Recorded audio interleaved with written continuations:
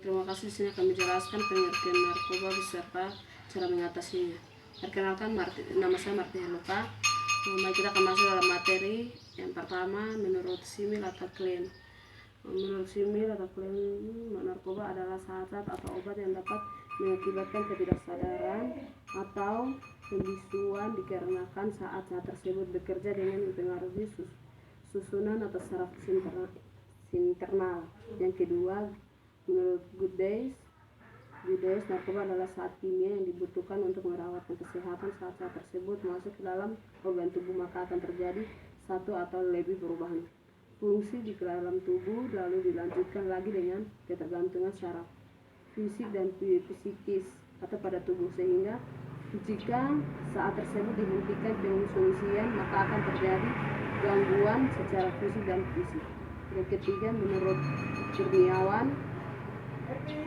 Kurniawan, narkoba adalah zat kimia yang dapat mengubah keadaan psikologis seperti perasaan atau pikiran atau suasana hati dan perilaku jika masuk ke dalam tubuh manusia, baik dengan cara dimakan atau diminum, dihirup, suntik intravenous dan lain sebagainya. Yang keempat, menurut Jacobus, narkoba adalah zat atau obat yang berasal dari tanaman atau bukan tanaman, baik sintesis ataupun sintesis yang dapat menyebabkan penurunan atau perubahan kesadaran, hilangnya rasa, mengurangi bahkan sampai menghilangkan rasa nyeri dan dapat menimbulkan ketergantungan. Yang kelima, menurut Wiresiniwiro,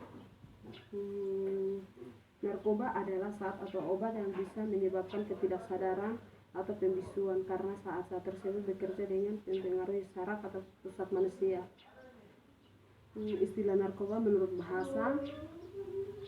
Sudah diketahui narkoba menurut para ahli dikenal juga narkoba menurut bahasa, yaitu narkotika atau psikotropika, obat-obatan terlarang dan zat adiktif, sehingga Departemen Kesehatan Republik Indonesia menyebut istilah tersebut sebagai NAPSA atau merupakan singkatan dari narkotika atau psikotropika.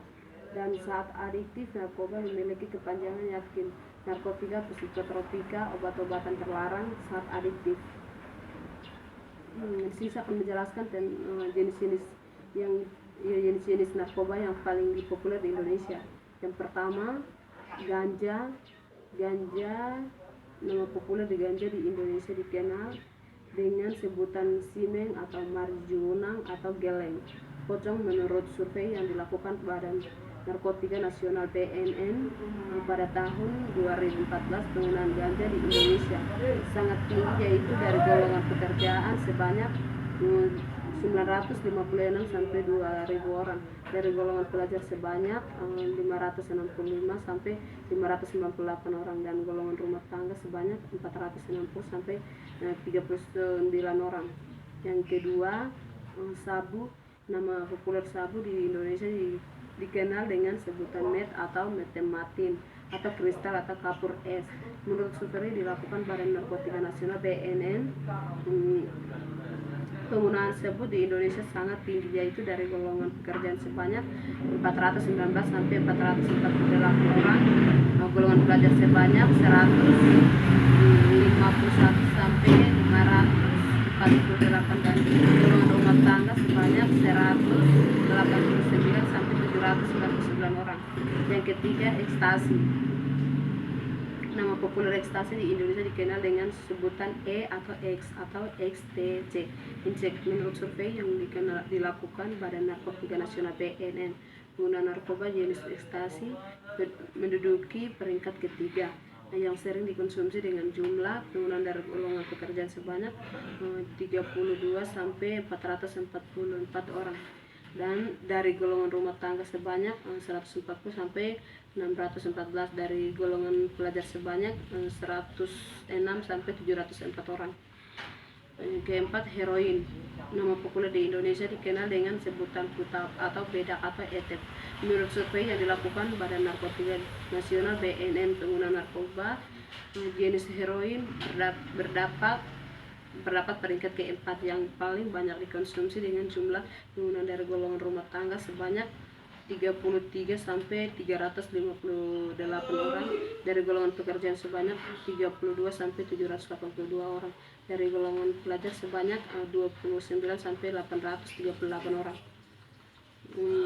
Penanganan pertama ya mohon maaf, penanganan atau pertahanan dari dampak penggunaan narkoba. Menurut penjelasan dari BNN yang dihimbauan dari website atau BNN, pertolongan pertama yang dapat kita lakukan ketiga menghadapi atau menyaksikan orang yang sedang dalam keadaan di bawah pengaruh dari penggunaan narkoba adalah beberapa langkah yang dapat kita lakukan sebagai berikut. Yang pertama, menggunakan air panas jika dimasuk ke dalam botol untuk merendahkan sakit atau perut yang disebabkan akibat dari penggunaan narkoba, sehingga menggunakan narkoba dapat merasa lebih baik. Yang kedua, dilarang memberikan obat-obatan menghilangkan rasa sakit bagi orang di bawah pengaruh dari narkoba. Hal ini untuk menghindarkan jadian atau fatal yang dapat menyebabkan kematian atau karena penggunaan sebelumnya telah menggunakan narkoba jenis atau obat yang dikonsumsi.